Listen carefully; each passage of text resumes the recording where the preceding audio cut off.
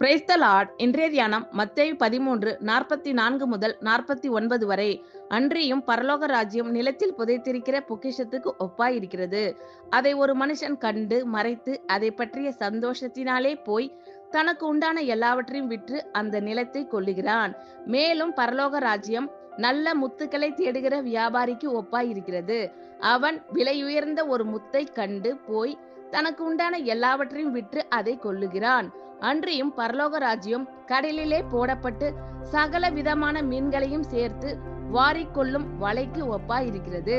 அது நிறைந்த போது அதை கரையில் இழுத்து உட்கார்ந்து நல்லவைகளை கூடைகளில் சேர்த்து ஆகாதவைகளை எரிந்து போடுவார்கள். இப்படியே உலகத்தின் முடிவிலே நடக்கும்.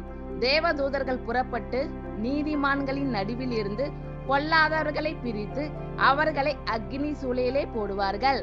அங்கே அழுகையும் பற்கடிப்பும் உண்டாயிருக்கும் என்றார். அன்றியும் பரலோக ராஜ்யம் நிலத்தில் புதைத்திருக்கிற பொக்கிஷத்துக்கு ஒப்பாயிருக்கிறது. அதை ஒரு மனுஷன் கண்டு மறைத்து அதை பற்றிய சந்தோஷத்தினாலே போய் தனக்கு உண்டான எல்லாவற்றையும் விற்று அந்த நிலத்தை கொள்ளுகிறான். மேலும் பரலோக ராஜ்யம் நல்ல முத்துக்களை தேடுகிற வியாபாரிக்கு ஒப்பாயிருக்கிறது. அவன் விலை உயர்ந்த ஒரு முத்தை கண்டு போய் தனக்கு உண்டான எல்லாவற்றையும் விற்று அதை கொள்ளுகிறான்.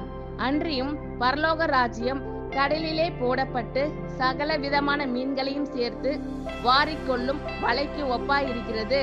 அது நிறைந்த போது அதை கரையில் இழுத்து உட்கார்ந்து நல்லவைகளை கூடைகளில் சேர்த்து ஆகாதவைகளை எரிந்து போடுவார்கள். இப்படியே உலகத்தின் முடிவிலே நடக்கும். தேவதூதர்கள் புறப்பட்டு நீதிமான்களின் நடுவில் இருந்து பொல்லாதவர்களை பிரித்து அவர்களை அக்னி சூளையிலே போடுவார்கள். அங்கே அழுகையும் பற்கடிப்பும் உண்டாயிருக்கும் என்றார். ஆமென். Thank you Lord. கர்த்தர் உங்கள் அனைவரையும் ஆசீர்வதிப்பாராக. God bless you all.